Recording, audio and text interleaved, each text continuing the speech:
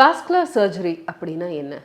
Vascular சர்ஜரியில் இன்னைக்கு நவீன அறிவியல் தொழில்நுட்பம் காரணமாக என்ன மாதிரியான மருத்துவ வசதிகள் மேம்பட்டிருக்கு? அப்படி வாஸ்குலர் சர்ஜரி தொடர்பான பல்வேறு விஷயங்கள் இன்னைக்கு நம்ம பேச இருக்கிறோம். இதற்காக டாக்டர் காமாட்சி நினைவு மருத்துவமனையின் வாஸ்குலர் சர்ஜன் டாக்டர் ராஜ்குமார் நம்ம கூட இருக்காங்க. இப்போ ரத்த நாளங்களில் வரக்கூடிய பாதிப்புகள்லாம் ரொம்ப ஒரு எமர்ஜென்சியில் ட்ரீட் பண்ண வேண்டியவையா டாக்டர்? இப்போது ரத்த நாள பிரச்சனைகளில் எமர்ஜென்சின்னு பார்த்தீங்கன்னா இந்த டிவிடி நான் சொன்னாலே அது இமீடியட்டாக நம்ம ட்ரீட் பண்ணணும். ஸோ அக்யூட் டிவிடின்னு சொல்லுவோம். அது போக அந்த பிஇன்னு சொன்னோம் இல்லையா, அது பிஇயும் கூட அது எமர்ஜென்சியாக இருக்குது.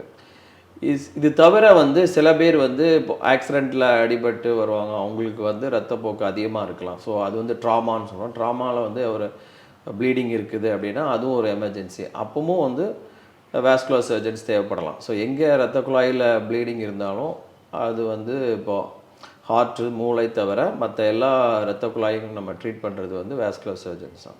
ஸோ எங்கே ரத்த குழாயில் அடிபட்டுருக்கு அப்படின்னு நம்ம கண்டறிஞ்சு சிடி ஸ்கேனோ இல்லாட்டா மற்ற ஸ்கேன் மூலமாக கண்டுபிடிச்சு அதிலேருந்து அது சில டைமில் நம்ம எண்டோவாஸ்குலர்லேயும் நம்ம அதாவது ஆஞ்சியோ சிகிச்சையிலையும் சரி பண்ணுறோம். சில டைம் பைபாஸ் சர்ஜரியோ இல்லாட்டா அந்த ரத்த குழாயை ரிப்பேர் பண்ணி அப்புறம் அந்த ரத்த குழாயை சரி பண்ணுவோம். ஸோ இந்த மாதிரி எமர்ஜென்சிஸும் நம்ம நிறைய ட்ரீட் பண்ணுறோம்.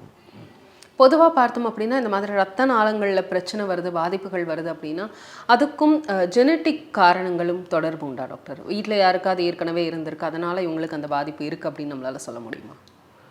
It's possible. அதாவது இப்போது வெரிகோஸ் வெயின்ஸே நான் சொன்னேன் இல்லையா, அது ஃபெமிலியலாக வரலாம். அதாவது அப்பாவுக்கோ பேரண்ட்ஸ்க்கோ கிராண்ட் பேரண்ட்ஸ்க்கோ இருந்தது அப்படின்னா அவங்களுக்கு வெரிகோஸ் வெயின்ஸு வரதுக்கு வாய்ப்பு இருக்குது. ஸோ அது ஒரு ஜெனட்டிக் இருக்கிறதுக்கு வாய்ப்பு இருக்குது.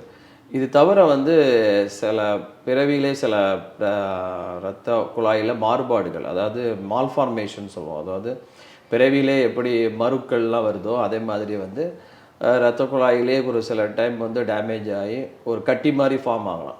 சிறு வயதிலே அது வயிற்றுலையோ முகத்துலேயோ கைகளில் கால்களில் ஸோ கட்டி மாதிரியோ இல்லாட்டா ஒரு மால்ஃபார்மேஷன் சொல்கிறோம், ஒரு கலர் சேஞ்ச் இருக்கலாம். இதே மாதிரி பல வகையான மால்ஃபார்மேஷன்ஸ் இருக்குது.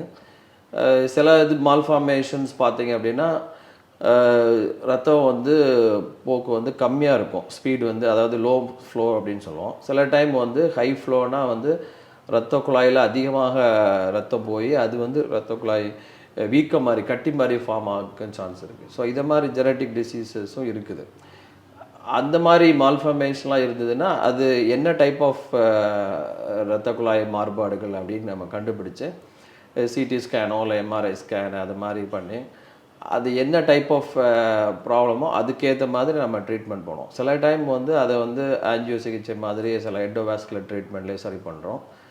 ஆர் சம்டைம் ஆப்ரேஷன் பண்ணி அந்த கட்டி மாதிரி இருந்ததுன்னா அதை கட்டி ரிமூவ் பண்ணி அதை ரிப்பேர் பண்ணுறதுக்கும் நம்ம பண்ணுறோம்.